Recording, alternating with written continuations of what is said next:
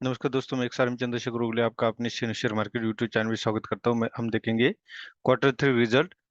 ITC FMCG company, ये दिग्गज company है एफएमसीजी की। और Bajaj finance non banking finance company है, एनबीएफसी जिसको हम बोलते हैं, ये भी दिग्गज कंपनी, दोनों लार्ज कैप कंपनी है।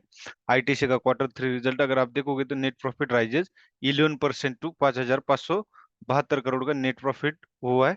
उन्होंने इंटरिम डिविडेंड भी अनाउंस किया है। प्रॉफिट अच्छा लगा है 2% basis year on year basis पे इनको कितना है 2% बढ़ोतरी हुई है, मतलब ग्रोथ हुआ है। हमें क्या चाहिए? ग्रोथ चाहिए। प्रॉफिट तो चाहिए चाहिए, साथ में ग्रोथ चाहिए। ग्रोथ क्या होता है कि पिछले साल जो पिछले क्वार्टर में जो प्रॉफिट हुआ है उससे इस क्वार्टर में ज्यादा होना चाहिए। पिछले साल जो प्रॉफिट हुआ है उससे इस साल ज्यादा होना चाहिए। तो आप समझ गए कि 11% ईयर ऑन ईयर इनको ग्रोथ हुआ है। तो नेट प्रॉफिट रोज 13% फ्रॉम 4,927, मतलब पिछले क्वार्टर से इनको 13% ग्रोथ हुआ है। ठीक है। और 6.5% इनको कंसोलिडेट कंसोलिडेटेड प्रॉफिट है। ये इनको 6.5% ग्रोथ इनके कंसोलिडेटेड प्रॉफिट में हुआ है। अभी कंसोलिडेटेड प्रॉफिट क्या होता है, नेट प्रॉफिट क्या होता है, ये अलग थिंग्स होती है। नेट प्रॉफिट उसमें से अगर आप चीज टैक्स हुआ, इंटरेस्ट हुआ, ये सब चीजें अगर माइनस करते हो तब जाके वो नेट प्रॉफिट होता है। और कंसोलिडेटेड प्रॉफिट मतलब सारे इंक्लूडिंग नेट प्रॉफिट होता है। तो ये हो गया कंपनी का न्यूज। न्यूज में जो आया अभी आईटीसी। आईटीसी का अगर आप देखोगे प्राइस टू बुक रेशियो हम 8 गुना पे कर रहे हैं। पी रेशियो 27.72 है। तो पी रेशियो तो थोड़ा तकरीबन ठीक है। लार्ज कैप कंपनी 5,068,610 करोड़ की ये कंपनी। अगर इसका 1 साल का रिटर्न देखोगे तो रिटर्न बहुत अच्छा है। 30% रिटर्न से 1 साल का आईटीसी का। 1 महीने का रिटर्न देखोगे तो -2%, 1 वीक का -3% है। तो ठीक है, कंसोलिडेट हो रही है। हमें कंसोलिडेट हुई कंपनी ही चाहिए। अब इसका क्वार्टर का देखेंगे हम। क्वार्टर का इन्होंने अपडेट किया है अभी। नेट इनकम अगर आप देखोगे तो पिछले क्वार्टर से इनका ग्रोथ है, यहाँ पे देख सकते हैं। तो अच्छा रिजल्ट लगा है इस बार आईटीसी का। इनके पास कैश फ्लो है कि नहीं ये भी हम चेक करते हैं, क्योंकि कैश फ्लो भी होना कंपनी के पास बेस जरूरी है। और इनके पास कैश फ्लो पॉजिटिव है, मतलब ठीक है। होल्डिंग भी देखना बेस जरूरी है, क्योंकि प्रोमोटर कभी होल्डिंग बेच देता है। अगर अच्छी कंपनी तो होल्डिंग क्यों बेचेगा। लेकिन यह बिल्कुल स्टेबल है, तो अच्छी बात है, ये भी हमारे लिए पॉजिटिव है। लो प्लेज प्रोमोटर होल्डिंग है, ये भी मतलब कोई लो प्लेज नहीं किया प्रोमोटर ने, ये भी अच्छी बात है। और टोटल प्रोमोटर होल्डिंग 0% है, तो प्लेज कहाँ से करेगा। फॉरेन इंस्टीट्यूशन इसमें ज्यादा है और डोमेस्टिक भी ज्यादा है। और रिटेलर के लिए 14% है। आईटीसी ने 2 साल के अंदर अच्छा परफॉर्मेंस दिया है, काफी अच्छे रिटर्न्स दिए हैं, लोगों को मालामाल किया है। नामी एफएमसीजी सेक्टर की ये बहुत ही अच्छी कंपनी है। अब हम इसको अगर एनालिसिस करते तो एनालिसिस में हमें क्या मिलता है, यहाँ एक यम पैटर्न बनते हुए हमें नजर आ रहा है। ठीक है। अभी यम पैटर्न में क्या है कि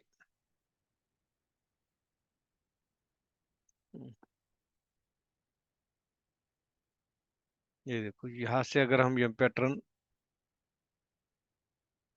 इस्तेमाल करते हैं, यहाँ लो है इसका, और इस हाई पे अगर हम ले जाते हैं तो हमें टारगेट क्या आता है।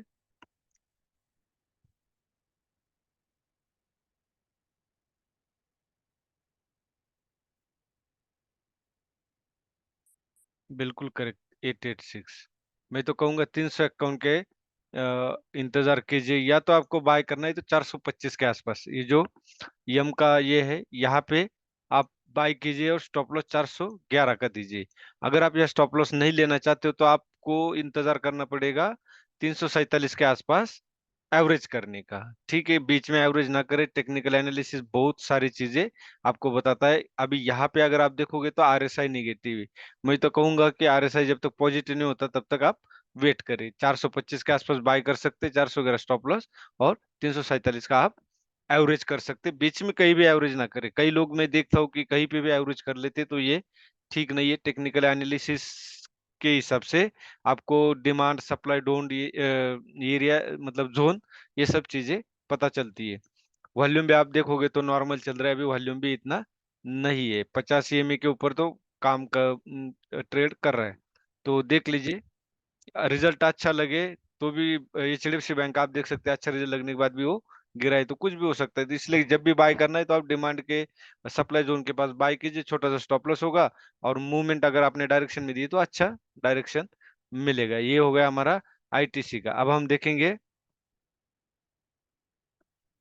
बजाज फाइनेंस।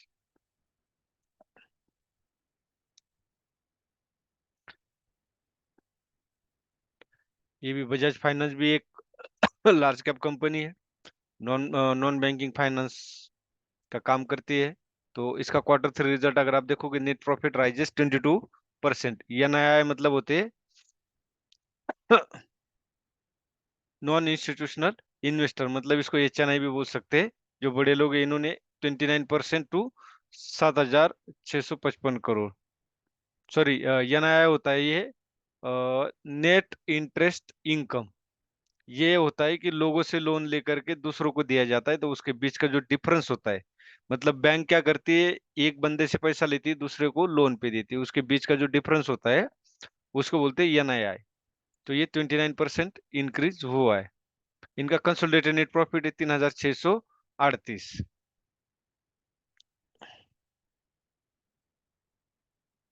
यह देखा है कंसोलिडेटेड नेट प्रॉफिट। अब इनका नेटवर्थ इंक्रीज, नेटवर्थ भी इनका इंक्रीज हुआ है। तो ये हो गया बजाज फाइनेंस का। अब इसका हम पूरा फंडामेंटली देखेंगे,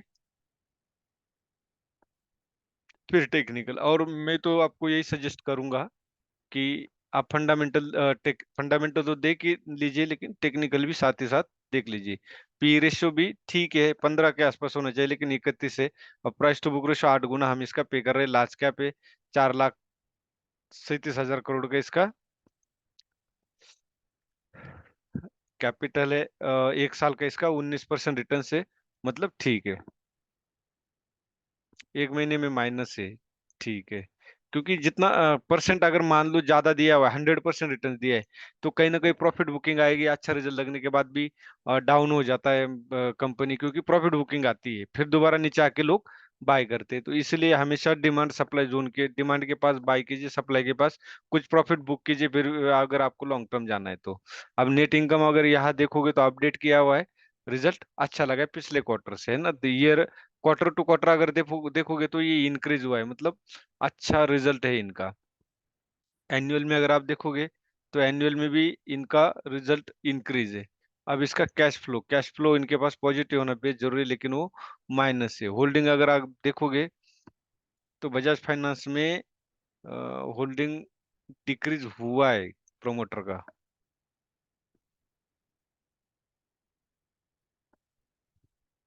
ये देखो डिक्रीज हुआ है प्रोमोटर होल्डिंग, और प्लेज नहीं है, ये एक पॉजिटिव पॉइंट है, फिर भी 54% से ज्यादा है प्रोमोटर का होल्डिंग। अब इसका टेक्निकल एनालिसिस हम देखेंगे। टेक्निकल एनालिसिस में अगर आप देखोगे तो RSI निगेटिव है। RSI का शो करता है momentum, over bought over zone. अगर ये निगेटिव, इसका मतलब ये नीचे की तरफ जा रहा है। और यहाँ पे अगर आप देखोगे तो हायर हाई जो लगा है, उसके बाद ये हायर हाई इसको ब्रेक करना चाहिए, ब्रेक नहीं कर पाया, हायर लोज लगाया, सॉरी लोअर हाई लगाया। जब मार्केट अप साइड जाता है तो higher high higher low, higher high higher low. जब डाउन साइड आता है तो lower high lower low, lower high lower low, lower high lower low, इस तरह मार्केट नीचे आता है। तो भी अगर आपको बाय करना है तो आप 7,000 के आसपास बाय कीजिए। स्टॉप लॉस होगा 6,930। ये और फर्स्ट टारगेट 7,830 और 8,200। ये हो गया बजाज फाइनेंस का टेक्निकल एनालिसिस। इसी के साथ ये वीडियो समाप्त होता है। डिस्क्लेमर यही है, कोई बाय और सेल रिकमेंडेशन नहीं, only for education purpose. Video अच्छा लगे तो लाइक कीजिए, शेयर कीजिए और सब्सक्राइब कीजिए, और ज्यादा से ज्यादा वीडियो बनाने के लिए हमें एनर्जी मिलेगी। और कमेंट भी कीजिए कि आपको किस तरह का एनालिसिस चाहिए। धन्यवाद। जय हिंद, जय भारत।